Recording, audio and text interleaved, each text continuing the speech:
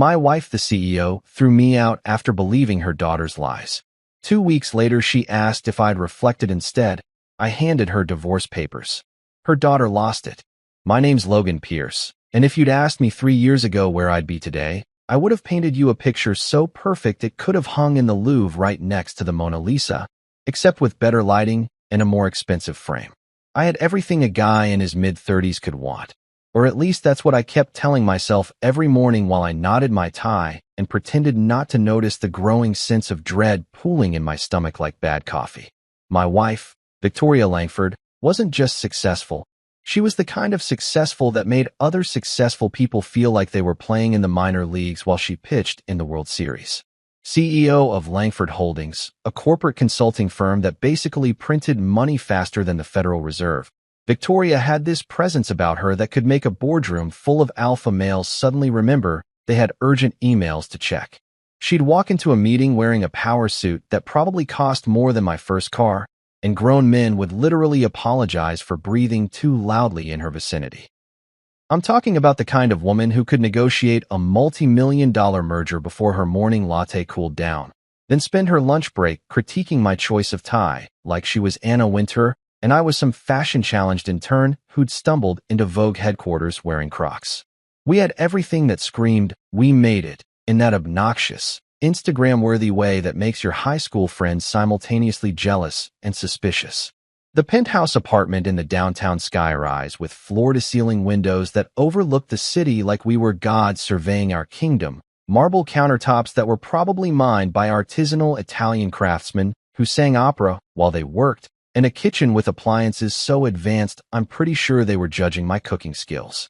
We had the Range Rover that cost more than most people's college education, the one with heated seats that Victoria insisted were necessary for her back, even though we lived in a climate where it hit freezing maybe 2 weeks out of the year. We had the vacation photos in Santorini, the charity galas where we smiled for cameras while pretending we knew anything about the cause we were supposedly supporting, and the couple's gym membership we used exactly 3 times before it became just another monthly charge we were too busy to cancel. And then there was Tessa. Oh, Tessa. Victoria's 24-year-old daughter from her first marriage, a union she referred to as her starter marriage, with the same tone most people use when discussing a bad haircut they got in high school. Tessa had this way about her that made you simultaneously want to protect her and check your wallet to make sure it was still there. She was beautiful in that calculated, Instagram filter kind of way, with perfectly contoured cheekbones and hair that always looked like she'd just stepped out of a salon commercial, even though I'm 90% sure she'd just rolled out of bed at 2 in the afternoon. The girl had a biology degree from a state school that Victoria's money had definitely helped facilitate, but she wielded her minimal credentials like they were a PhD from Harvard, constantly dropping phrases like, "well, scientifically speaking," before saying something that would make actual scientists weep into their peer-reviewed journals. I swear to God, Tessa was hatched in some kind of sarcasm incubator, like there was a secret facility somewhere that specialized in creating people whose default setting was condescending with a side of eye roll. Every conversation with her felt like I was taking an exam I hadn't studied for, where the questions kept changing and the grading criteria seemed to be, how uncomfortable can we make Logan feel before breakfast? She had this talent for making even the most innocuous statement sound like a personal attack, like if I said, "nice weather we're having," she'd somehow twist it into an indictment of my character and possibly my entire generation's contribution to climate change. To the outside world, we looked like we'd been photoshopped straight out of a luxury lifestyle magazine, the kind with ads for watches that cost more than a car and vacation destinations that required you to know someone who knew someone just to get a reservation.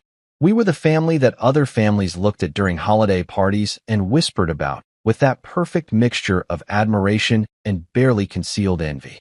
Victoria would introduce me as her husband with this proprietary pride, like I was another one of her successful acquisitions, right up there with her company's merger with that tech startup in Silicon Valley. We'd pose for pictures at corporate events, my arm around her waist, her smile absolutely radiant, Tessa standing slightly off to the side with an expression that managed to convey both disinterest and superiority simultaneously, which is honestly an impressive feat if you think about it. But behind the closed doors of our picture-perfect penthouse, away from the cameras and the carefully curated social media posts, and the colleagues who thought we had it all figured out, life was less elegant soiree and more three-ring circus run by someone who'd failed the ringmaster certification exam multiple times.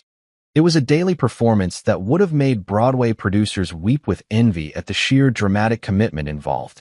Tessa was the manipulative ringleader, conducting her orchestra of chaos with the precision of a maestro who'd sold their soul for the ability to create maximum discord. Victoria played the role of the blindfolded audience member, somehow completely oblivious to the fact that the show she was watching was nothing like the show that was actually happening, choosing to believe her daughter's narration over the reality unfolding right in front of her. And me? I was the confused clown, stumbling around in oversized shoes I never asked for, wondering at what point during this whole performance I'd agreed to participate in this particular act, and more importantly, how the hell I was supposed to exit stage left without the whole tent collapsing. Every morning started the same way. Victoria would be up at 5:30, already dressed and reviewing reports on her tablet before most people had hit snooze for the first time, while I'd shuffle into the kitchen trying to remember if coffee was supposed to taste this bitter or if that was just my life now.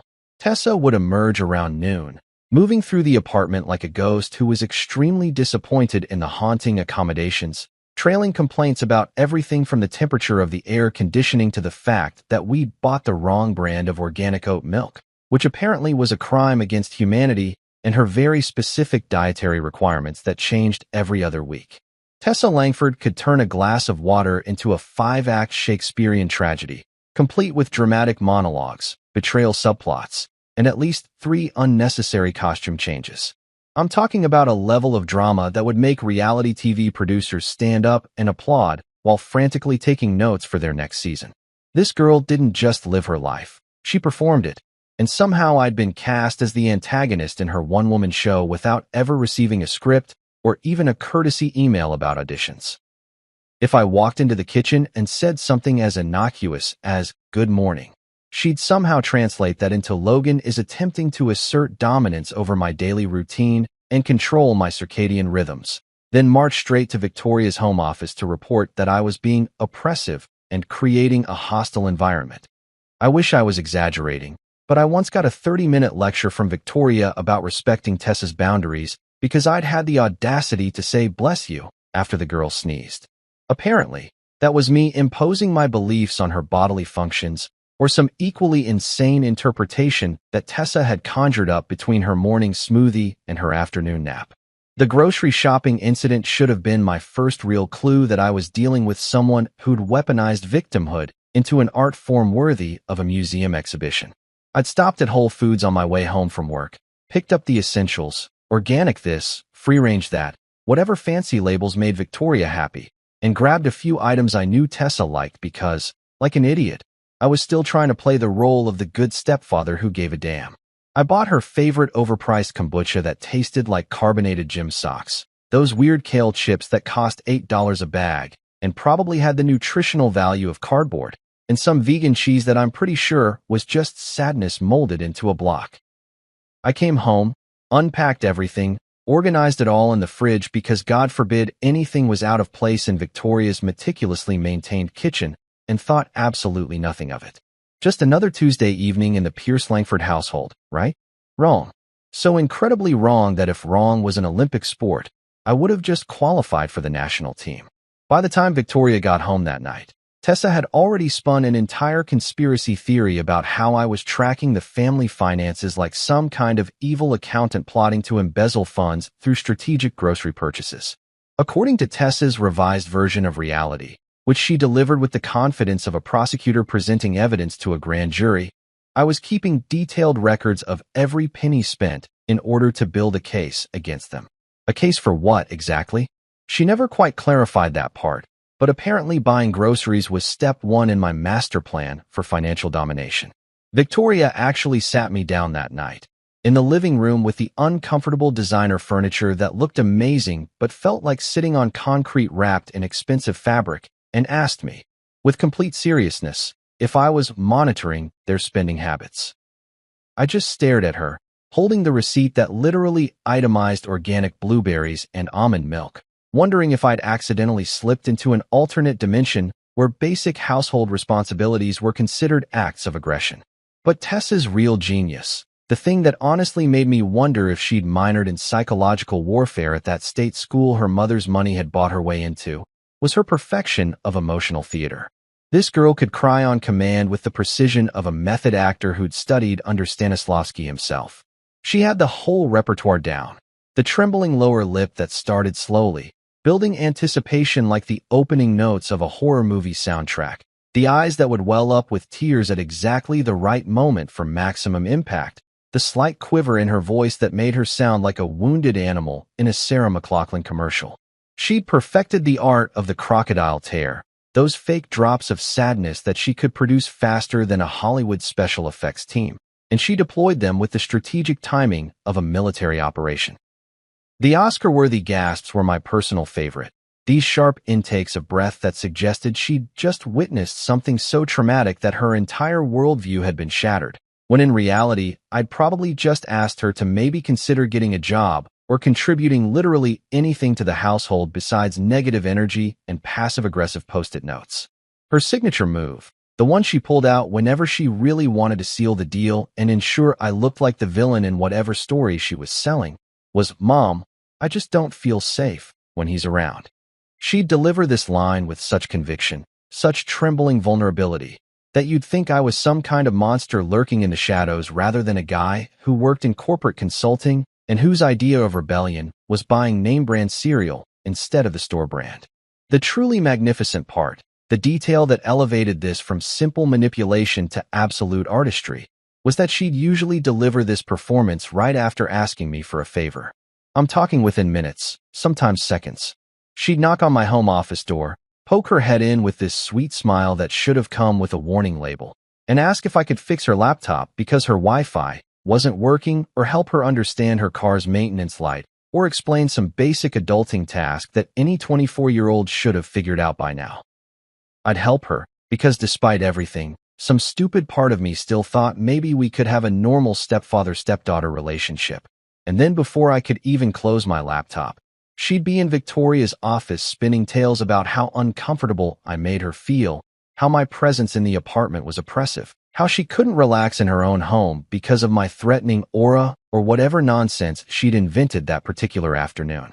The girl had the moral compass of a pirate, and not one of those romanticized, Johnny Depp-style pirates from the movies, but like an actual historical pirate, the kind who'd sell out their own crew for an extra share of the treasure and feel absolutely no remorse about it. She'd lie about things that were so easily verifiable that it actually insulted my intelligence that she thought anyone would believe her. She once told Victoria that I'd eaten her leftover Thai food from the fridge, and when I pointed out that I was literally allergic to peanuts and her pad Thai was drowning in peanut sauce, which she knew because we'd had that conversation at least 5 times, she just shrugged and said I must have forgotten about my allergy and my eagerness to steal her food. The fact that this explanation made 0 sense didn't matter. Victoria just sighed and told me to be more mindful of Tessa's belongings, like the real issue was my alleged food theft and not her daughter's compulsive lying. And her work ethic? Let me tell you about Tessa's work ethic, which could best be described as comparable to a decorative houseplant, but less useful because at least the plant produces oxygen. This was a girl who'd somehow managed to fail upward through life on her mother's money and her own ability to make excuses sound reasonable. She'd graduated college 2 years ago, barely, from what I'd pieced together from Victoria's carefully worded comments about alternative learning styles, and since then had cycled through exactly 0 jobs, 3 entrepreneurial ventures that never made it past the Instagram announcement phase, and about 7 different passion projects that mostly involved her buying expensive equipment and then abandoning it within a week. There was the photography phase, which resulted in Victoria buying her a camera that cost more than my monthly salary, followed by Tessa taking approximately 15 photos before deciding that the industry was too commercial for her artistic vision. Then came the fitness influencer era, complete with professional lighting setup and a ring light that now collected dust in the corner of her room, abandoned after she posted exactly 4 workout videos and got upset that she didn't immediately have 1 million followers. Most recently, She decided she was going to be a life coach, which was absolutely hilarious considering she couldn't coach herself out of bed before noon or into anything resembling a productive routine. But Victoria had already paid for some online certification course that Tessa never finished. But here's the thing that really got me. The detail that kept me up at night wondering what I'd done to deserve this particular circle of hell. Victoria believed every single word that came out of her daughter's mouth. Every single word. This woman, who could spot a bad investment from a mile away, who could read a contract and immediately identify every loophole and potential liability, who'd build an entire business empire on her ability to see through corporate BS and call people out on their nonsense, somehow had a complete blind spot when it came to her daughter. It was like Tessa had some kind of Jedi mind trick that only worked on her mother, or maybe Victoria was so desperate to believe that her daughter was the perfect angel she'd raised that she couldn't allow herself to see the reality of who Tessa actually was. Bless Victoria's iron-fisted, soft-headed heart. She could demolish a CEO in a board meeting with nothing but a raised eyebrow and a pointed question. But when it came to Tessa, she had all the critical thinking skills of a goldfish with short-term memory loss. I kept telling myself it was just a phase, some extended period of adjustment that would eventually pass once Tessa matured or moved out or got abducted by aliens who'd hopefully teach her some accountability. I figured that eventually, Victoria would see through the act, that the lies would become so obvious and so frequent that even her maternal blind spot couldn't protect Tessa from consequences anymore. I was patient, way more patient than I should have been, watching this whole circus unfold while biting my tongue so hard I'm surprised it didn't fall off. But then the lies started getting bigger, more elaborate, more dangerous. They evolved from petty complaints about me saying good morning to actual accusations that could damage my reputation, my career, my entire life. And suddenly, without ever auditioning for the role or even wanting a part in this twisted production, I became the villain in a movie I didn't even know was being filmed, complete with dramatic music and a plot that made absolutely no sense, but somehow everyone believed anyway.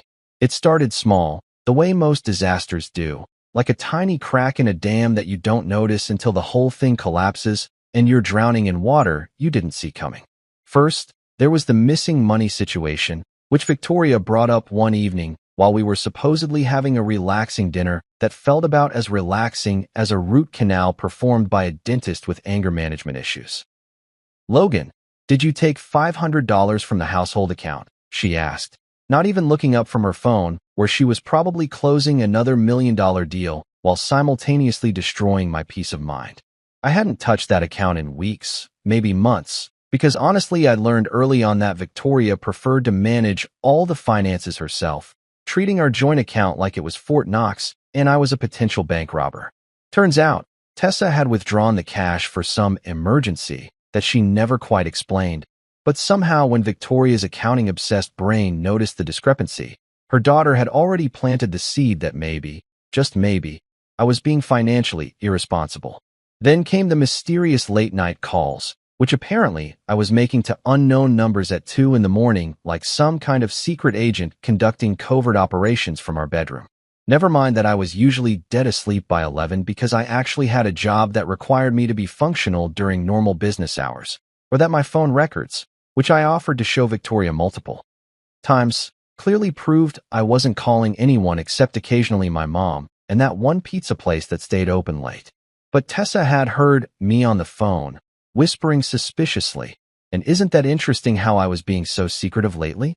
The fact that what she'd probably heard was me sleep-talking, something I'd done since college and Victoria knew about, didn't seem to matter in this new reality where Tessa's imagination was being treated as documented evidence. But the real masterpiece, the lie that should have won Tessa some kind of award for creative fiction, was the classic, I saw a Logan with a woman routine that she rolled out like she was unveiling a sculpture at an art gallery. Picture this. I'm at the florist, the nice one downtown that Victoria liked because they imported roses from Ecuador or some other unnecessarily fancy place, and I'm picking out an anniversary bouquet because our 5-year anniversary was coming up and I was still naive enough to think romantic gestures mattered. I spent 20 minutes with the florist, a lovely 60-year-old woman named Margaret who showed me pictures of her grandkids while helping me choose between the premium and deluxe arrangements. and I walked out with a receipt that literally said, "Happy Anniversary, Love Logan," because I'd asked them to include a card with that exact message. Simple, straightforward, the kind of thing that normal people do in normal relationships. But in Tessa's retelling of this extremely boring errand, suddenly I was meeting with a younger woman at the flower shop, laughing intimately and exchanging meaningful glances like we were in some kind of romance novel.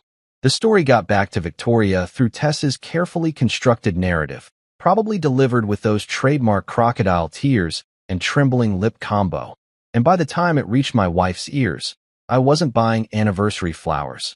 I was apparently conducting an affair with someone young enough to make it scandalous. The fact that Margaret was literally old enough to be my mother and looked like everybody's grandmother didn't factor into Tessa's version of events, which she'd somehow witnessed despite the fact that she'd been at a yoga class across town, according to her own Instagram story from that morning. Victoria's entire tone changed overnight, like someone had flipped a switch and suddenly I was living with a different person. The woman who used to greet me after work with at least a smile, even if it was tired and distracted, now looked at me like I was a problem she needed to solve, a glitch in her otherwise perfect system. "You've been distant lately," she'd say while scrolling through her phone, reviewing whatever evidence Tessa had compiled like it was a holy manuscript handed down from on high. She'd squint at screenshots of text messages, my text messages, to my own friends and family, trying to find hidden meanings in conversations about fantasy football and whose turn it was to host Thanksgiving. "Who's Jessica?" she asked once, her voice sharp with suspicion. Jessica was my 50-year-old married coworker who I'd texted about a client meeting. But sure, let's make that into something sinister. The worst part was watching Victoria treat Tessa's fake evidence with more respect than she'd ever shown my actual explanations, diving into this manufactured mystery like she was Sherlock Holmes and I was Professor Moriarty. She had screenshots of my bank transfers, transactions I'd made weeks ago that Tessa had somehow obtained, probably by looking over Victoria's shoulder while she reviewed our accounts. Or maybe Victoria had just handed over access because God forbid she questioned her precious daughter's motives. And what were these suspicious transfers that apparently proved my infidelity and financial crimes? They were payments to a travel agency for a surprise anniversary trip to Italy, the romantic getaway I'd been planning for months, researching hotels in Tuscany and booking cooking classes in Florence because Victoria had mentioned once, 2 years ago, that she'd always wanted to go. Nothing says romance quite like your wife accusing you of money laundering over the vacation you booked to celebrate your marriage, right? By the time Victoria called a family meeting, which is corporate speak for your life is about to implode, I knew with absolute certainty that I was screwed. There's a particular tone that CEOs use when they're about to fire someone. This carefully controlled voice that's somehow both professional and devastatingly final. And Victoria had perfected it over years of crushing people's careers with the efficiency of a machine designed specifically for dream destruction. She sent me a calendar invite, an actual calendar invite, like I was some mid-level employee being called in for a performance review rather than her husband of 5 years. The meeting was scheduled for 7 p.m. on a Thursday, in our dining room, which we literally never used except for the occasional holiday dinner when Victoria wanted to impress her business associates with her ability to host like she'd stepped out of a Martha Stewart fever dream. I walked into that dining room knowing exactly what was coming but still hoping, like an idiot, that maybe Victoria would surprise me with a rare moment of rational thinking. Tessa was already sitting there, positioned at Victoria's right hand like some kind of evil advisor in a medieval court, sipping an oat milk latte that probably cost more than a reasonable person's lunch. She wasn't even trying to hide the smile playing at the corners of her mouth, that satisfied smirk of someone who'd just won a game that nobody else knew they were playing. She looked like she'd just hit the lottery, except instead of millions of dollars, her prize was my complete and total humiliation, which apparently was worth even more to her than cash. Victoria sat at the head of the table, because of course she did, in a power suit that screamed, "I'm about to ruin your day," and feel nothing about it. With her tablet in front of her displaying what I could only assume was Tessa's carefully curated collection of lies, half-truths, and completely fabricated evidence. She didn't even wait for me to sit down before launching into her prepared speech, which she'd probably rehearsed in the mirror like she was presenting to the board. "Logan, I can't trust you anymore, she said in that CEO tone, the one usually reserved for firing senior executives who'd embezzled money or violated company policy in some spectacular fashion. There was no warmth, no hesitation, no acknowledgement of the 5 years we'd spent together or the life we'd supposedly built. Just cold, clinical dismissal, like I was a failed business venture that needed to be liquidated immediately. Pack your things, she continued. And honestly, those 3 words hit harder than any divorce papers could have. Just like that. No questions, no benefit of the doubt, no consideration for the possibility that maybe, just maybe, her pathologically lying daughter wasn't the most reliable source of information about my character. There was no "let's talk about this," or "help me understand," or even "I'm struggling with this, but let's try to work it out." Just a direct order delivered with the kind of finality that made it clear this wasn't a discussion, it was a decree, and I was expected to comply like a good little employee being escorted out by security. I tried reasoning with her, which in retrospect was absolutely the wrong move, like trying to negotiate with a brick wall or convince a shark not to bite you because you seem like a nice person. Victoria, if you just look at the actual evidence instead of Tessa's version of events, I started, but I barely got 6 words out before Tessa leaned in dramatically, her hand flying to her chest like she was clutching pearls in a Victorian novel. "See, Mom," she whispered, except it was that stage whisper that's specifically designed to be heard by everyone in the room. "He's getting aggressive. This is exactly what I was talking about. I don't feel safe right now." Aggressive? I was holding a throw pillow from the couch, the decorative kind that serves no actual purpose except to make furniture look more expensive, standing a solid 8 feet away from both of them. Unless throw pillows had suddenly been reclassified as dangerous weapons by some federal agency I hadn't heard about, I was about as threatening as a golden retriever puppy. But facts didn't matter anymore in this twisted reality where Tessa's feelings carried more weight than objective truth. Victoria's expression hardened even more, which I didn't think was physically possible, and she pointed toward the bedroom like she was a judge banishing me from the kingdom. I packed one suitcase, just one, grabbing whatever clothes I could fit and my laptop because at least I still had my job, even if my marriage was circling the drain faster than water in a high-powered toilet. I left behind the Italian leather shoes Victoria had bought me for my birthday, the watch her company had given me as a gift when we got married, the framed photos of us from vacations that apparently meant nothing now. I walked through that penthouse one last time, past the marble countertops and the designer furniture and all the expensive bullshit that was supposed to represent our successful life together, feeling absolutely nothing except a weird sense of relief that I couldn't quite explain. Tessa watched me from the living room window as I loaded my suitcase into my car, standing there backlit like a villain in a thriller movie, and I swear to God I could see her smiling, actually smiling, like this was the best entertainment she'd had in months. I could practically hear her humming the Mission Impossible theme song as I drove away.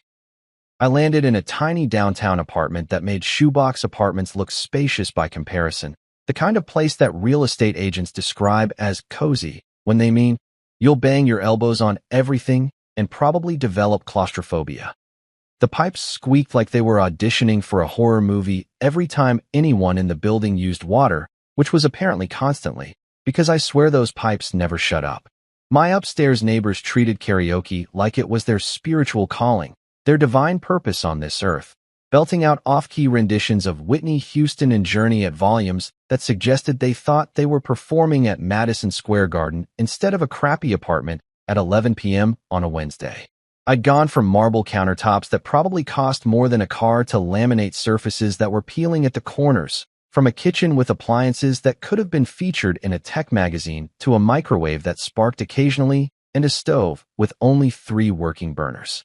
My dinner routine transformed overnight from carefully plated meals that Victoria's personal chef would prepare. Yeah, we had a personal chef, because apparently cooking your own food was for people who didn't value their time, to microwave dinners that tasted like sadness wrapped in plastic.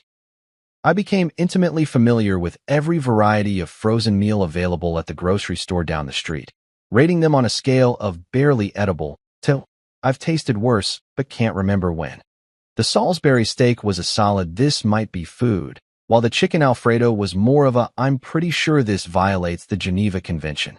I went from a wardrobe full of custom-tailored suits to wearing the same 3 outfits on rotation, because who was I trying to impress in my apartment that smelled faintly of the previous tenant's life choices and possibly a dead rodent somewhere in the walls? But here's the thing that nobody tells you about hitting rock bottom. Sometimes rock bottom is actually kind of liberating, like jumping out of a plane and realizing that falling isn't nearly as terrifying as you thought it would be. Something strange happened in that cramped apartment with its squeaky pipes and karaoke-obsessed neighbors and kitchen appliances that seemed held together by prayers and outdated safety standards. I felt free. Actually, genuinely free in a way I hadn't felt in years. Maybe ever since I'd married Victoria and entered her world of carefully curated perfection where everything had to look right and feel right and photograph well for social media. There were no more fake smiles required. No more pretending to care about which wine paired best with which cheese at dinner parties full of people who measured their self-worth in stock portfolios. No more lectures about brand image and how my choice of casual Friday attire might reflect poorly on Victoria's reputation, as if my decision to wear khakis instead of dress pants would somehow tank Langford Holdings' quarterly earnings. And God, no more Tessa. No more self-appointed life coach in designer pajamas that cost $300 pretending to be family while actively working to destroy my marriage from the inside out. No more walking on eggshells wondering if saying good morning would somehow be interpreted as a microaggression. No more having my every action scrutinized and translated into evidence of my apparent moral failings. The absence of her constant presence, her manufactured drama, her crocodile tears and Oscar-worthy performances felt like someone had removed a weight I'd been carrying so long I'd forgotten what it felt like to stand up straight. I started noticing the silence in that tiny apartment, and it wasn't the uncomfortable silence that had filled the penthouse during those last few months, that heavy quiet that felt like pressure building before a storm. This was peaceful silence, the kind where you could actually hear yourself think without someone interrupting to critique your thoughts or question your motives. I spent my days working remotely from my makeshift home office, really just the kitchen table with my laptop and a lamp I'd bought from Target for $20. And my nights eating cereal straight from the box like an absolute rebel, standing in my kitchen at midnight in my boxers because I could, because there was nobody there to tell me it was inappropriate or violated some unspoken rule of civilized behavior. Sure, the fridge leaked, leaving a small puddle on the floor that I had to mop up every morning.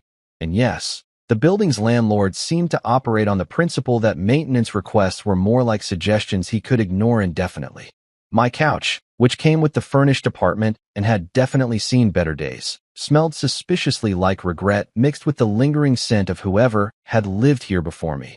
I'm guessing a chain smoker with a fondness for cheap cologne. But here's the thing, it was my regret.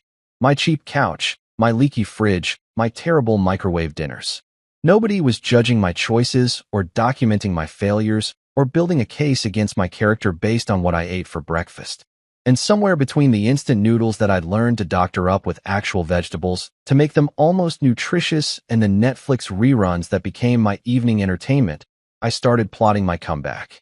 2 weeks into my new life as a bachelor living in an apartment that could charitably be described as rustic and more accurately described as probably violating several housing codes, I was settling into a routine that involved way too much ramen and not enough sunlight.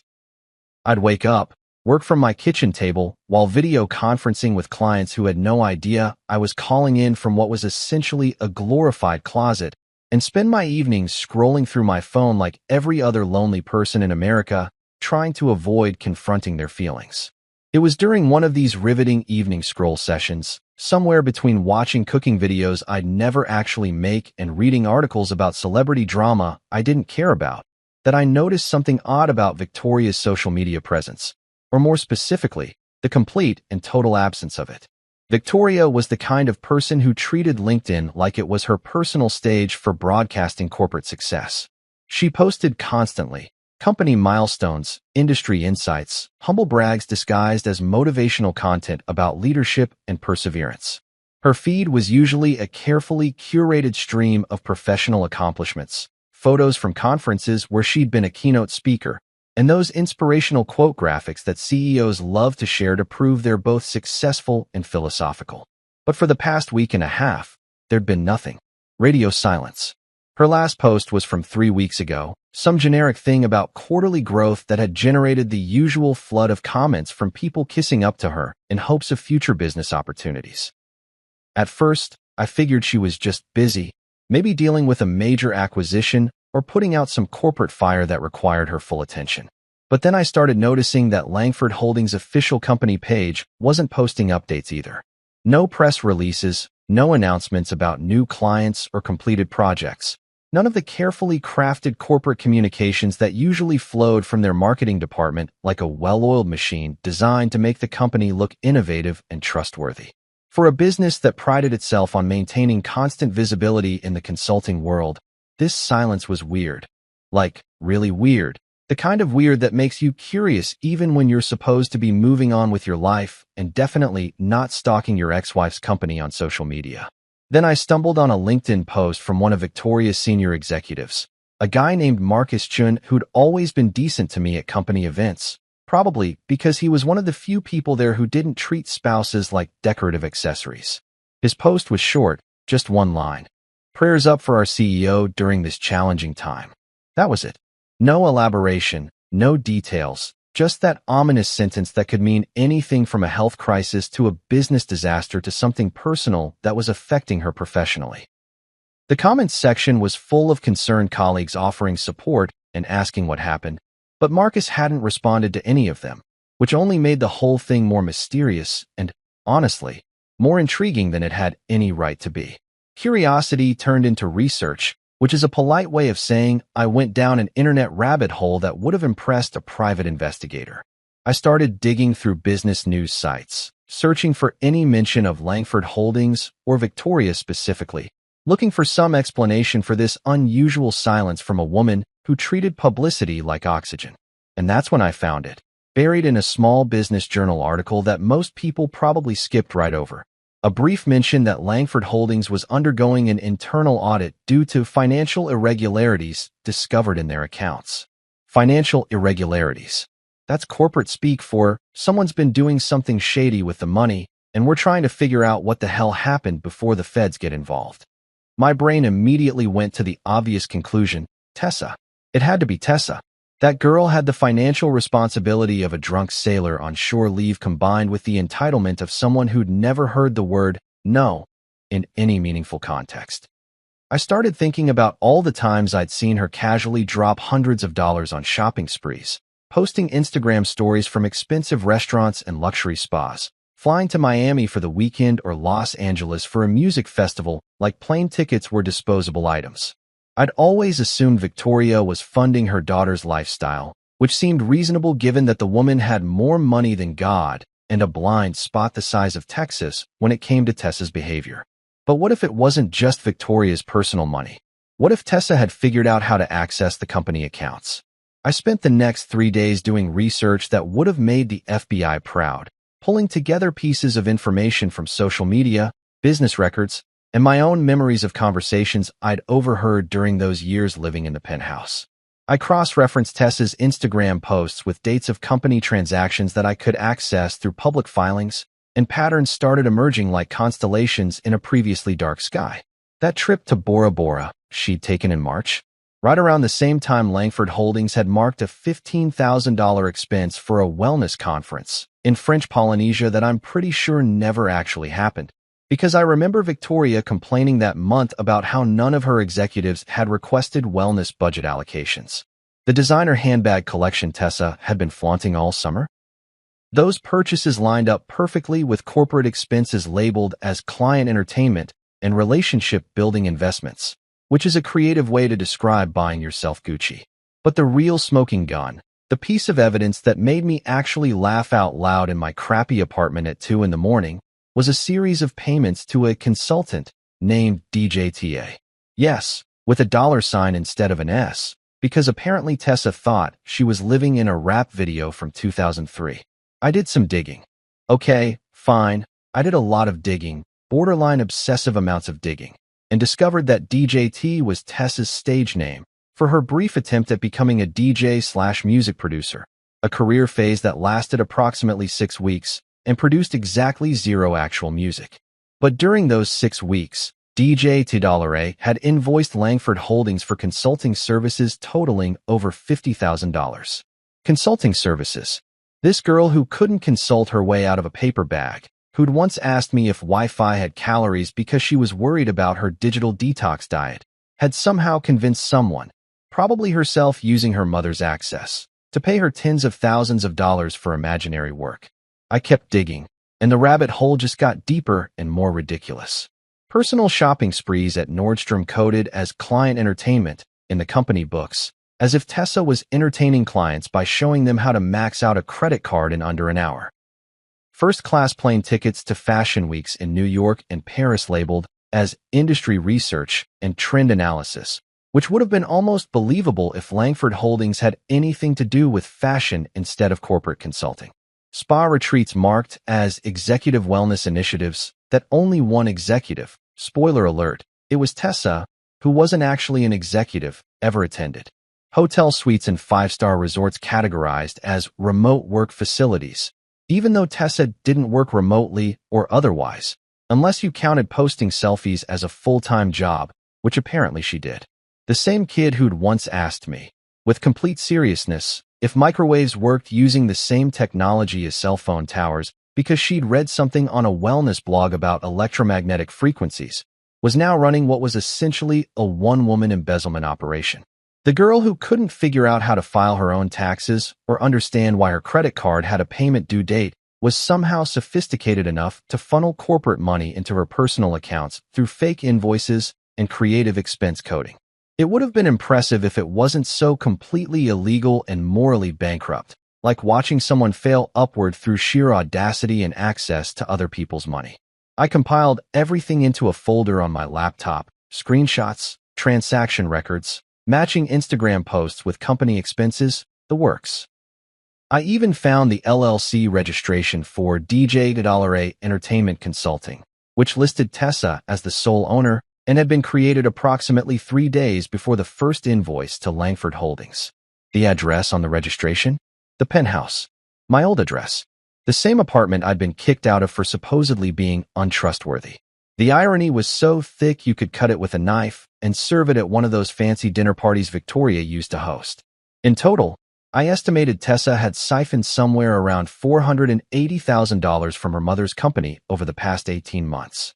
Almost $500,000 gone, spent on absolutely nothing of value unless you counted Instagram clout and a closet full of designer clothes as valuable investments in one's future.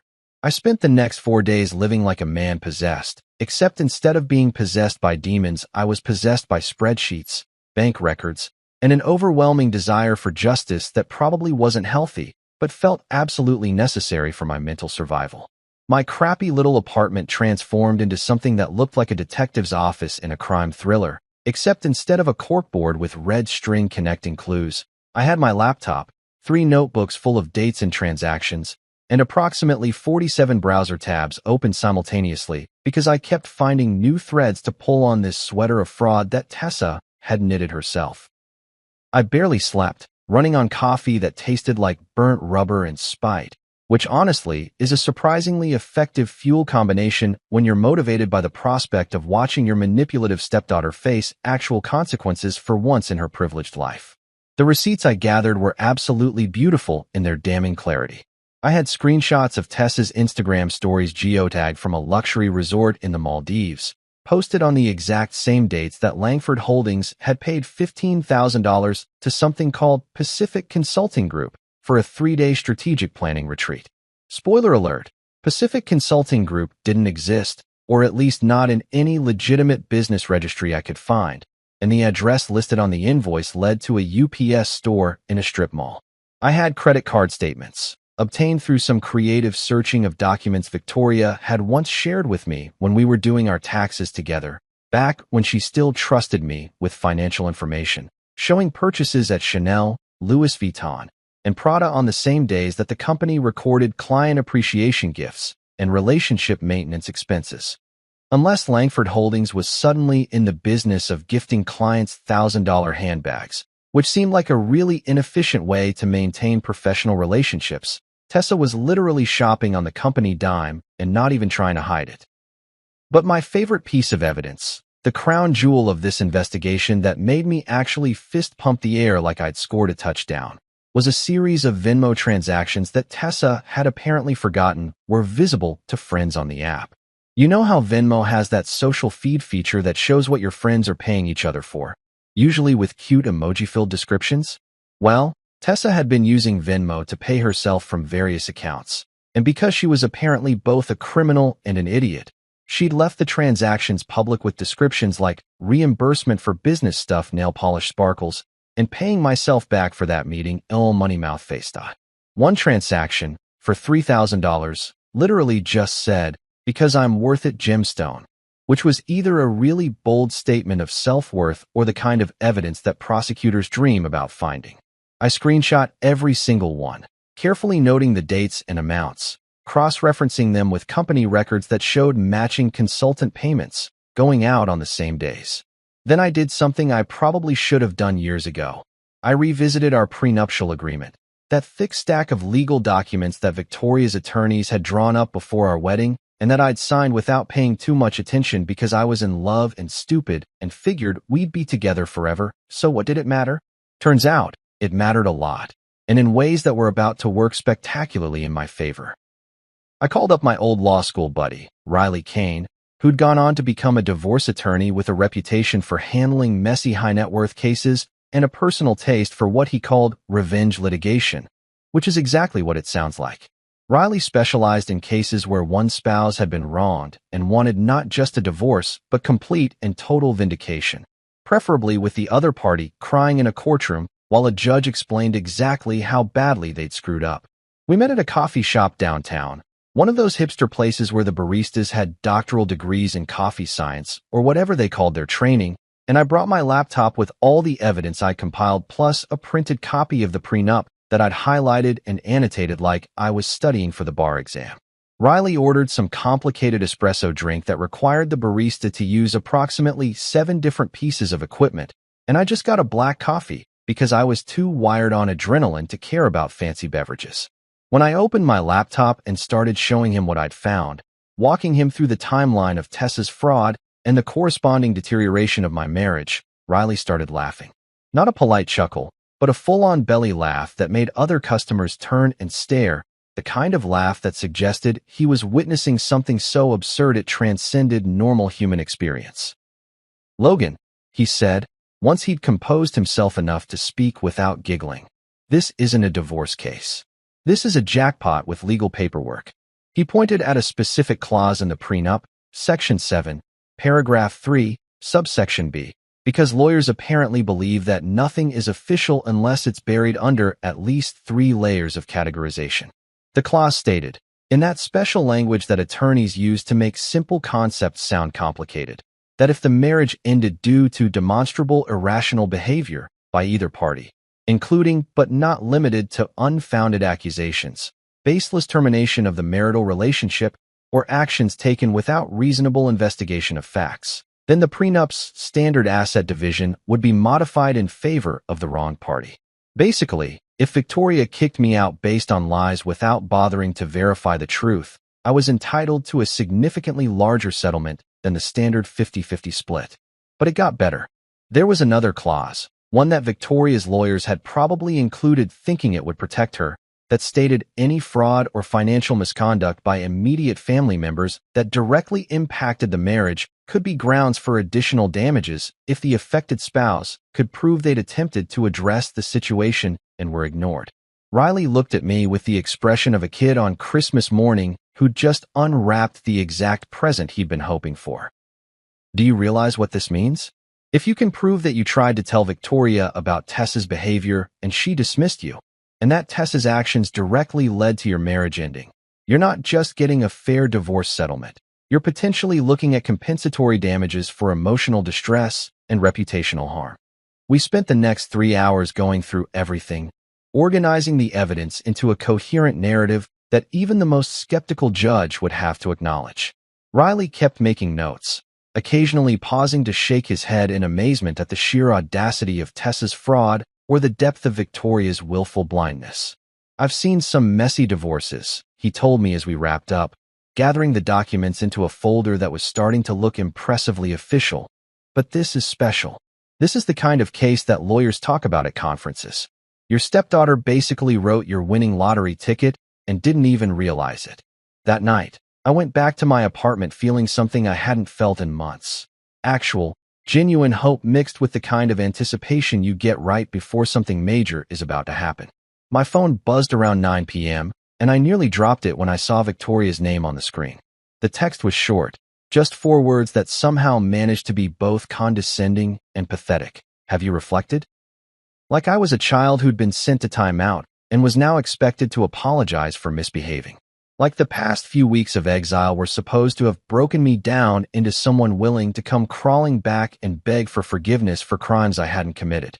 I stared at that text for a solid 5 minutes, thinking about how I would have responded 3 weeks ago. Apologetic, explanatory, desperate to make her understand. But that version of Logan was gone, replaced by someone who'd done his homework and knew exactly what cards he was holding. I typed back a response that was probably the most satisfying 6 words I'd ever written. More than you know. Let's talk.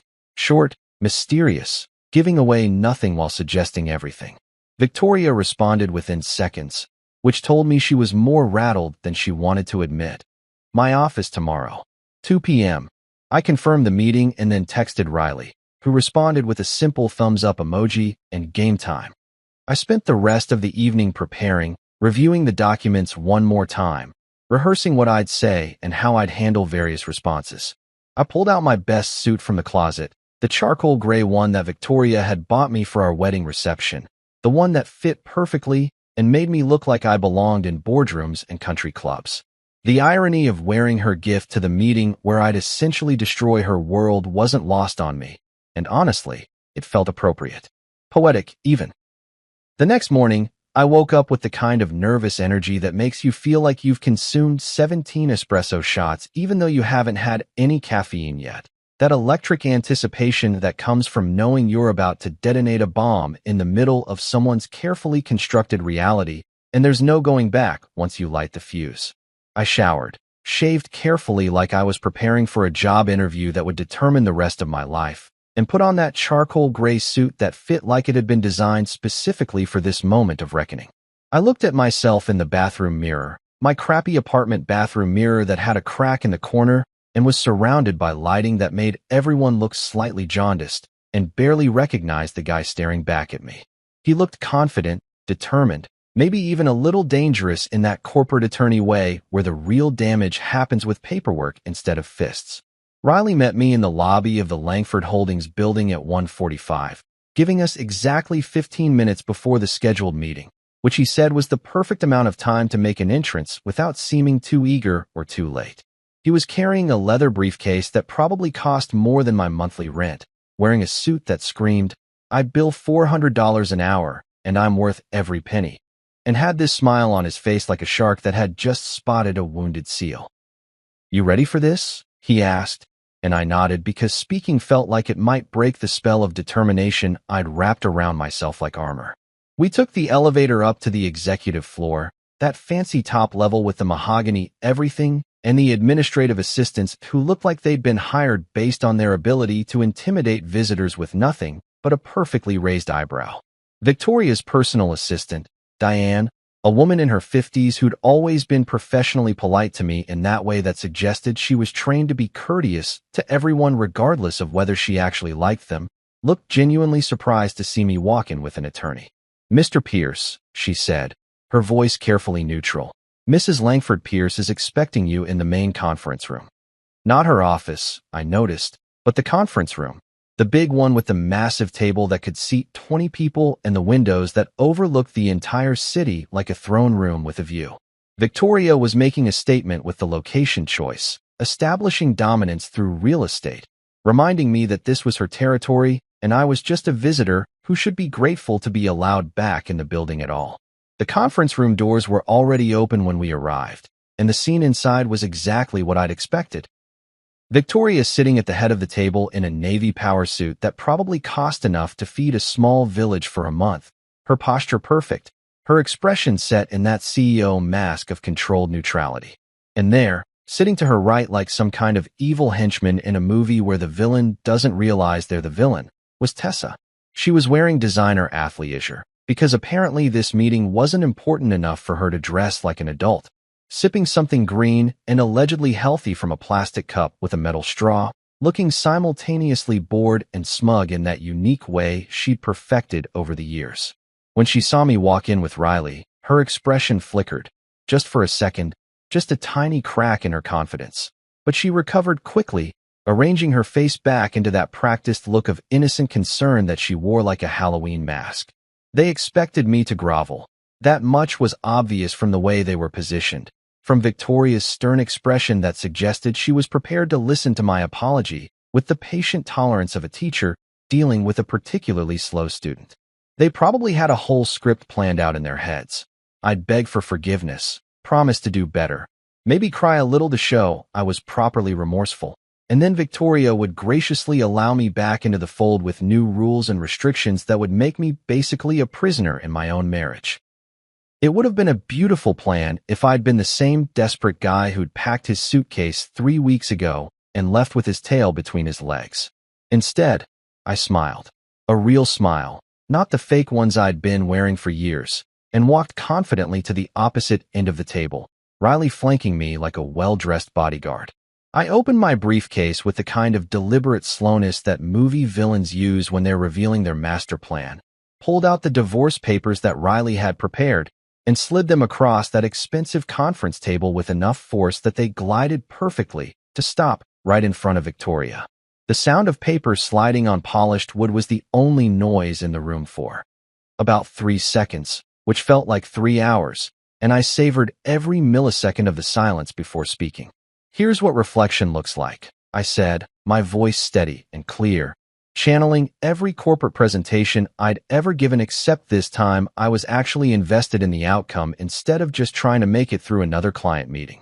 You could actually hear the air leave the room, like someone had opened an airlock and all the oxygen got sucked out into space. Victoria's hand froze halfway to the papers, her perfectly maintained composure cracking just slightly around the edges. Tessa's jaw literally dropped. I'm talking full cartoon character shock, mouth open wide enough that I could see her tongue piercing that Victoria probably didn't know about. Like gravity had suddenly increased, and her facial muscles couldn't handle the strain. Her green smoothie slipped from her hand and hit the table with a dull thud, the lid popping off and sending health-conscious liquid spreading across the surface like a metaphor for her life spinning out of control. But I wasn't done. Not even close. I pulled out the second folder, the thick one that Riley and I had organized the night before with dividers and highlighted sections and sticky notes marking the most damning pages, and dropped it next to the divorce papers with a satisfying thump that echoed in the silent room.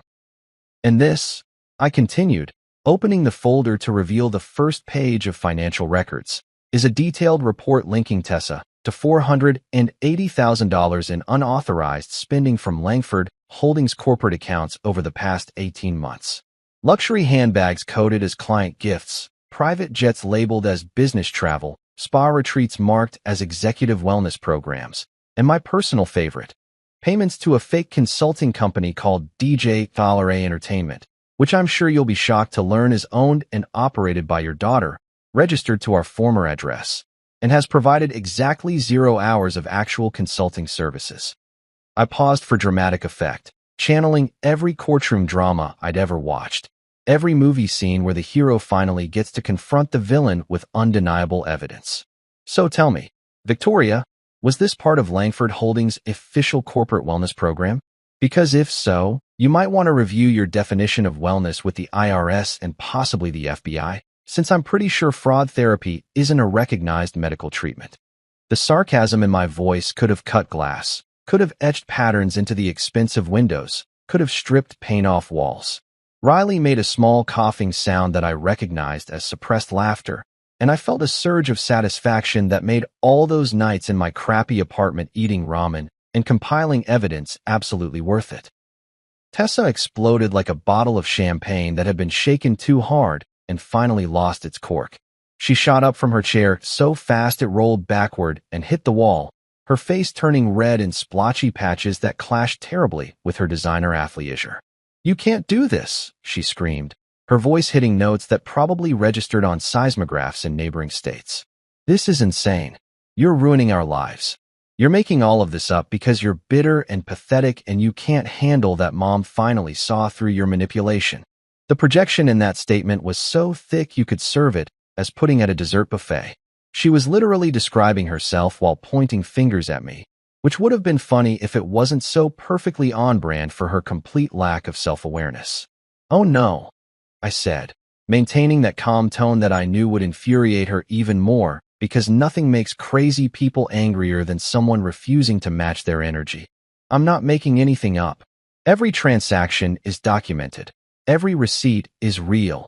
Every invoice is in your handwriting or sent from your email address. I'm not ruining your life, Tessa. I'm just highlighting your absolutely terrible budgeting skills and your apparent belief that corporate embezzlement is a viable career path. Though I have to say, DJT$, really? The $sign is a nice touch. Very 2003. Very, I learned about business from watching MTV Cribs." Victoria's hands trembled as she picked up the financial report, her perfectly manicured fingers, nails done in that expensive neutral shade that wealthy women favor because apparently bright colors are too pedestrian, leaving slight indentations on the pages as she gripped them harder than necessary. I watched her eyes scan the first page, then the second, moving faster as she flipped through the documentation that Riley and I had organized with the precision of prosecutors building a case for a grand jury. Her face, usually so controlled and composed that it could have been carved from marble by some Renaissance sculptor specializing in intimidating businesswomen, went through about 17 different shades of pale, starting at concerned and progressing rapidly through horrified and landing somewhere around, "I'm going to be sick on this expensive conference table." The realization was hitting her in real time, and watching it unfold was like watching a building collapse in slow motion. You could see each floor crumbling, each support beam failing, the whole structure coming down piece by piece until there was nothing left but rubble and regret. She looked at a page documenting a $20,000 payment to T$A Consulting for brand strategy services dated exactly 3 days after Tessa had posted Instagram stories from a beach in Turks and Caicos with captions like "Manifesting Abundance Sparkles Water Wave" and "Treating Myself because I Deserve It Nail Polish." Then Victoria flipped to another section showing credit card charges at Bergdorf Goodman, totaling $8,000 on the same day the company books showed an expense for client appreciation gifts, except there were no clients listed as recipients and the items purchased, according to the itemized receipt I'd managed to obtain through some creative research, were all in Tessa's size. "Tessa," Victoria finally said, her voice coming out strangled and thin, nothing like her usual commanding tone that could silence a room full of arguing executives. "Tell me this isn't true. Tell me right now that this is some kind of mistake, some accounting error, some misunderstanding that we can clear up." It wasn't really a question, though. It was a plea, a desperate last-ditch attempt to maintain the illusion she'd built around her daughter, the fantasy that Tessa was just a misunderstood young woman finding her way in the world rather than a spoiled criminal who'd been systematically stealing from her own mother's company while simultaneously destroying her mother's marriage for fun. Tessa started with denial, because of course she did, cycling through the classic stages of being caught like she was following a textbook on how to react when your crimes are exposed. "It's not my fault," she wailed, and I had to physically bite my tongue to keep from laughing at the absurdity of that defense. Not, "I didn't do it," or "this is wrong," or even, "I can explain." Just straight to, "not my fault." Like the money had somehow embezzled itself, and she was just an innocent bystander who happened to benefit from autonomous corporate theft. "He's framing me. He's been planning this for months, probably years. He married you just to get access to the company, so he could set me up and make me look bad, because he's always been jealous of our relationship." The mental gymnastics required to arrive at that conclusion deserved an Olympic gold medal. In Tessa's twisted version of reality, I had apparently played the long game, marrying Victoria and tolerating years of Tessa's abuse, all as part of some elaborate scheme to frame her for crimes she actually committed. It was like watching someone argue that the sky isn't blue while standing outside on a cloudless day. That level of disconnect from objective reality that makes you wonder if you're the crazy one for expecting logic to matter. "Really?" I said, unable to resist jumping in because the temptation to poke holes in her nonsense was too strong to ignore. I traveled back in time and forced you to create a fake LLC called DJ $2 Entertainment. I used my mind control powers to make you invoice your mother's company for consulting services you never provided.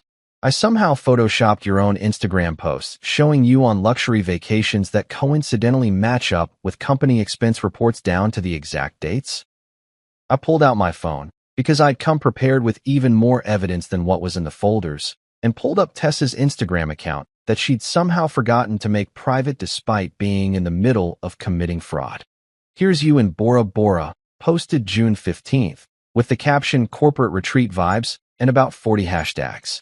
And here's the company expense report showing a $15,000 payment for a strategic planning retreat in French Polynesia on June 14th. But sure, I totally fabricated all of this because I'm a criminal mastermind who spent 5 years of my life in an elaborate setup. Victoria was now reading the section about forged signatures, her face going from pale to slightly green. That particular shade that suggests someone's digestive system is rebelling against the information their brain is processing. Riley had included expert analysis from a handwriting specialist. Yeah, we'd gone that far, because when you're building a case, you build it right. Comparing Tessa's signature on personal documents with the signatures on several corporate loan applications that had been submitted in Victoria's name but were clearly written by someone else. Someone with Tessa's distinctive loopy handwriting and her habit of adding unnecessary flourishes to letters that didn't need them, like she thought she was signing the Declaration of Independence instead of committing felony fraud. "You forged my signature?" Victoria whispered, looking up from the documents to stare at her daughter with an expression that mixed betrayal, horror, and the dawning realization that everything she believed about her precious child was a lie. "You took out business loans in my name? Tessa, do you understand what this means? This isn't just stealing from the company. This is identity theft, fraud, forgery. These are federal crimes. This is prison, actual prison, not some slap on the wrist or community service." That's when Tessa really lost it, transitioning from denial to rage with the smooth grace of a drunk person falling downstairs. She grabbed her phone from the table and hurled it across the room with surprising force for someone who claimed to do yoga and practice mindfulness. The phone sailed through the air in a perfect arc, missed my head by about 2 feet, which honestly was disappointing because if she'd actually hit me, it would have been assault on top of everything else, and smashed into a decorative vase sitting on the credenza that probably cost more than my car. The vase exploded in a very satisfying shower of crystal shards, and the flowers it had contained, some pretentious arrangement of orchids and exotic greenery, scattered across the floor in a mess that the cleaning crew was definitely not paid enough to deal with. "You destroyed everything," Tessa screamed, her voice reaching frequencies that probably bothered dogs in a 3-block radius.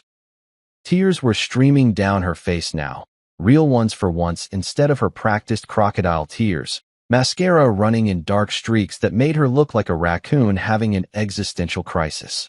"We had a perfect family. We were happy. And you came in with your stupid face and your stupid normal person job, and you ruined it because you couldn't handle that mom loved me more than you. This is all your fault. Everything that's happening is because you couldn't just be grateful that she married someone like you." "Correction," I said, standing up and walking around the table slowly, deliberately, like a lawyer approaching a hostile witness on a courtroom drama. I stopped a safe distance away. Tessa had already demonstrated her willingness to throw objects, and I wasn't interested in testing whether she'd escalate to physical violence, and looked her directly in the eyes. "You destroyed everything. You bought everything, the handbags, the trips, the spa days, the fake business expenses, with your mom's credit card, and then you called it empowerment. You convinced yourself that you deserved all of it because you're special, because the rules that apply to normal people don't apply to you. And when I started asking questions or suggesting you might want to, I don't know, get a job or contribute something other than drama to the household, you decided to eliminate the problem by turning your mother against me. You didn't destroy just my marriage, Tessa. You destroyed your mother's company, her reputation, and probably her freedom, depending on how the SEC and the IRS decide to handle this situation." Victoria stood up abruptly, her chair scraping against the floor with a sound like nails on a chalkboard, and for a second I thought she might actually faint because she swayed slightly before catching herself on the table. She looked at her daughter, really looked at her, maybe for the first time in years without the rose-colored glasses of maternal blindness, and I could see the exact moment when everything clicked into place. All the little inconsistencies she'd probably noticed and dismissed. All the times Tessa's stories hadn't quite added up, but Victoria had chosen to believe them anyway. All the red flags she'd ignored because acknowledging them would mean admitting that her daughter was not the person she'd thought she was. It all came crashing down at once, and the weight of that realization made her age about 10 years and 10 seconds. Security, Victoria said quietly, reaching for the phone on the conference table. Not her cell phone. She called the internal security line, the one that connected directly to the building's security office. This is Victoria Langford. I need someone to escort my daughter from the building immediately. She's no longer authorized to be on company property. Her voice was completely flat, emotionless, the tone of someone who'd gone past shock and landed in that numb place where you're just going through the motions because your brain can't process any more information. Tessa's face went through about 6 different expressions in 2 seconds: shock, disbelief, rage, fear, and finally a desperate, ugly pleading that would have been pathetic if she hadn't spent the last few years making my life hell. Mom, no. Mom, please. You can't do this. You can't believe him over me. I'm your daughter. I'm your baby. We're supposed to be a team, remember? Us against the world? Mom, please. She reached for Victoria, trying to grab her arm, but Victoria stepped back like Tessa was contaminated with something contagious. Don't touch me, Victoria said, and those 3 words carried more weight than any speech could have. The security guards arrived within minutes. 2 large men in uniforms who looked like they worked out professionally and took their jobs very seriously. And Tessa actually tried to resist, digging in her heels like a toddler being dragged away from the toy aisle at Target. She screamed the whole way to the elevator, a wordless sound of fury and disbelief, and the last thing I heard before the elevator doors closed was her shrieking, "This isn't over. You'll regret this." But it was over. The Queen had finally seen through the court jester, and there was no coming back from that. 2 months later, I was sitting in my new office. And when I say new office, I mean an actual office with walls and a door and a window that overlooked something other than a dumpster or my neighbor's kitchen. Reviewing contracts for Pierce Project Solutions, the consulting business I'd launched approximately 6 weeks after the most satisfying conference room confrontation in the history of corporate drama. Turns out, when you're no longer spending all your emotional energy managing a toxic stepdaughter and walking on eggshells around a wife who chose to believe lies over evidence, you actually have time and mental bandwidth to build something real. Something that was mine, built on my own reputation and skills rather than riding on Victoria's coattails or playing the role of supportive husband in her corporate empire. The divorce had been finalized 3 weeks ago, and thanks to that beautiful prenup clause that Victoria's lawyers had included thinking it would protect her, I'd walked away with a settlement that was significantly more generous than a standard 50-50 split. Riley had argued, brilliantly, that Victoria's demonstrable irrational behavior, specifically, kicking me out based on fabricated evidence without any reasonable investigation, entitled me to compensatory damages for emotional distress, reputational harm, and the general nightmare of being falsely accused by a stepdaughter who was literally committing the financial crimes she'd tried to pin on me. The judge, a no-nonsense woman in her 60s who looked like she'd seen every divorce trick in the book and was thoroughly unimpressed by all of them, had actually smirked when Riley presented the evidence of Tessa's fraud alongside Victoria's refusal to listen to my attempts to address the situation. I was officially debt-free, which felt like a weight lifting off my shoulders that I hadn't even realized was there until it was gone. No more splitting bills with someone who earned 10 times my salary but still expected me to contribute equally because partnership apparently meant ignoring basic mathematics. No more justifying my purchases to someone who thought a $300 haircut was a necessity, but my $50 hobby supplies were an extravagance. No more pretending to care about the difference between Egyptian cotton and regular cotton or why the thread count in our sheets mattered enough to spend $400 on bedding that I barely noticed. And I was thriving, not in that fake Instagram way where people post pictures of their coffee and call it manifestation, but actually, genuinely thriving in a way that felt real and earned and sustainable. Pierce Project Solutions had taken off faster than I'd dared hope, like a rocket that had been sitting on the launch pad for years, just waiting for someone to finally press the ignition button. Word had spread through the industry, carried by former colleagues and clients who'd apparently always known I was the real strategist behind some of Victoria's most successful campaigns, but couldn't say anything while I was married to their CEO. Turns out, a lot of people in the corporate consulting world had been waiting for me to break free from Victoria's shadow so they could actually work with me directly instead of going through Langford Holdings and paying their premium rates. My client roster read like a who's who of mid-sized companies looking to scale up without losing their soul in the process, the kind of businesses that actually cared about their employees and their impact rather than just quarterly earnings and shareholder value. I was working with a tech startup in Austin that was developing accessible software for people with disabilities, a sustainable fashion company in Portland that was trying to prove you could make clothes ethically and still turn a profit, and a family-owned manufacturing business in Ohio that wanted to modernize without forgetting the values that had kept them in business for 3 generations. Every single one of these clients had chosen to work with me specifically, not because of who I was married to or what connections I could provide, but because they'd looked at my track record and decided I was worth their investment. The irony was absolutely delicious. I'd spent years being treated like Victoria's accessory, the plus one at corporate events, the husband who was introduced with, "This is Logan, he works in consulting too," in that tone that suggested my work was cute but not serious. Now I was getting calls from companies asking if I had availability, if my rates were negotiable, if I'd consider taking on projects that the big firms had quoted at triple my prices. My calendar was booked solid for the next 4 months, and I'd had to hire an assistant, a sharp recent graduate named Marcus who was organized enough to make Victoria's executive team look amateur, just to manage the scheduling and client communications. Meanwhile, Langford Holdings was collapsing like a house of cards in a wind tunnel, and I wish I could say I felt bad about it, but that would be lying, and I'd spent enough time living in a reality distorted by lies to ever want to contribute to that again.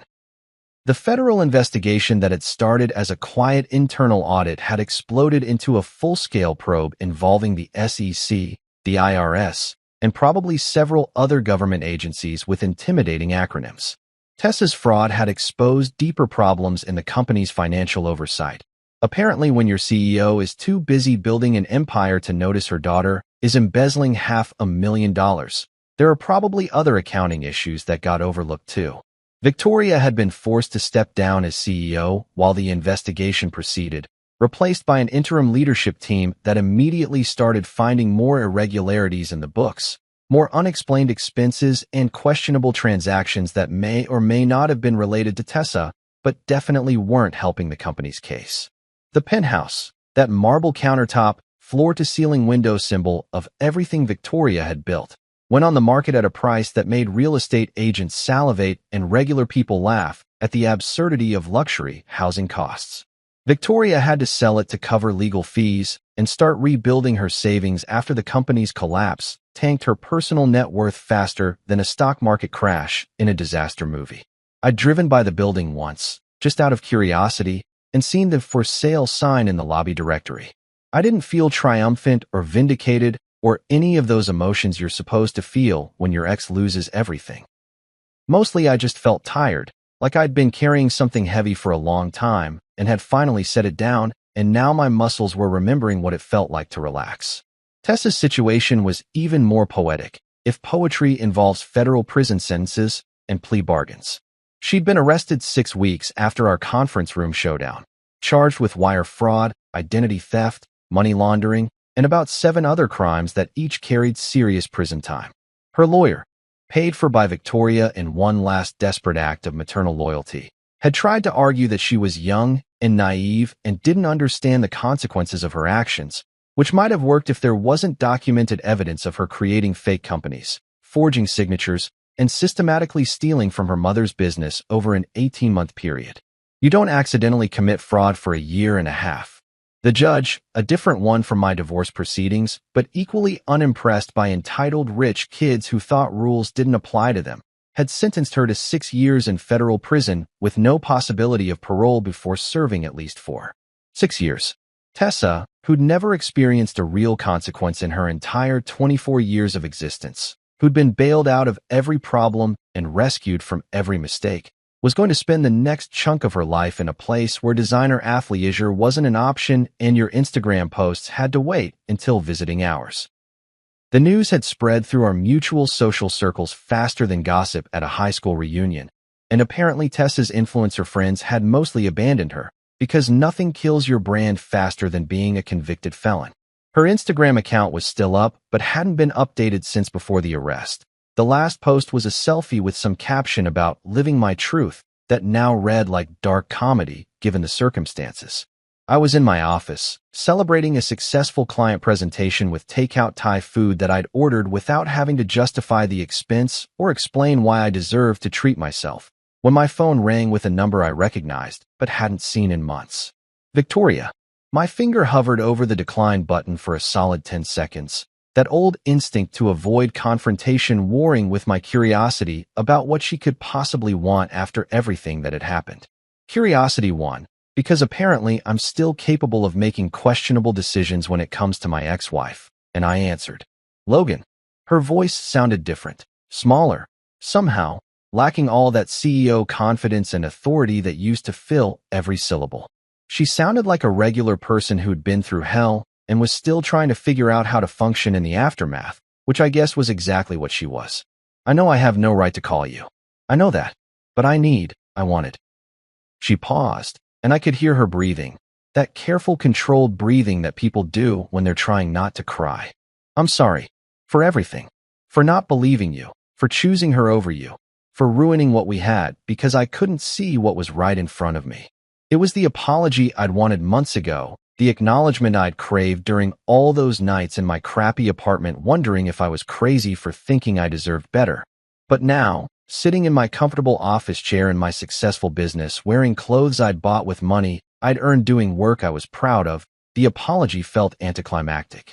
Like getting an invitation to a party that you'd wanted to attend months ago, but now had better plans. I appreciate that, I said, keeping my voice neutral and professional, the tone I used with clients when I wanted to be polite but not personal. That must have been difficult to say. Is there any chance we could start fresh? Victoria asked, and there was hope in her voice that made me feel something that wasn't quite pity but wasn't sympathy either. Not jump back into marriage, obviously, but maybe coffee? Maybe just talk, as two people who used to care about each other? I've had a lot of time to think, Logan. A lot of time to realize what I lost and what I chose instead, and Sure, I interrupted, not because I wanted to rekindle anything, but because the opportunity was too perfect to pass up. We can start fresh. As colleagues on LinkedIn, I'll send you a connection request.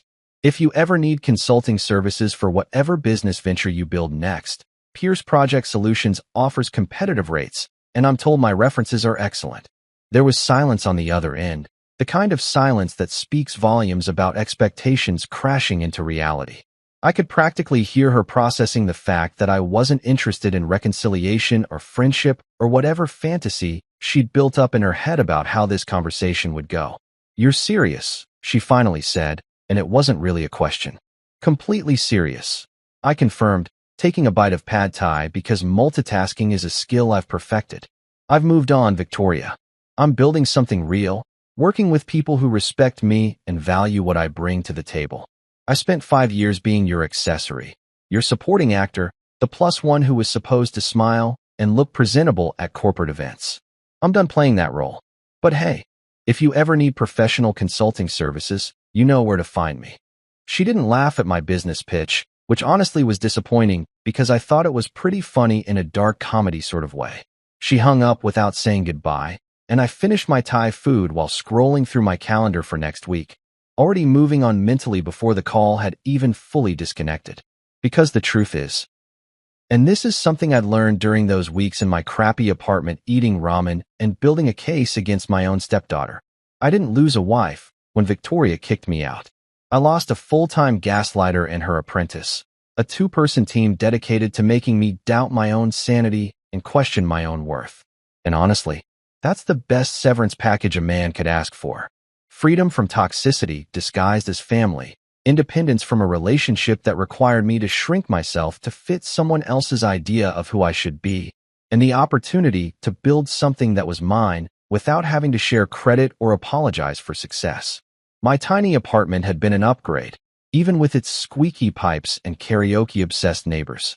My microwave dinners had tasted better than any meal Victoria's personal chef had prepared, because I was eating them in peace without someone critiquing my eating habits or my life choices. I finished my Thai food, tossed the containers in the recycling, and pulled up my client files for tomorrow's meetings. Pierce Project Solutions wasn't slowing down anytime soon, and neither was I. The picture-perfect family that wasn't had fallen apart, but from the rubble I'd built something actually perfect, a life that was real, messy, mine, and absolutely worth celebrating. And if that's not a happy ending, I don't know what is.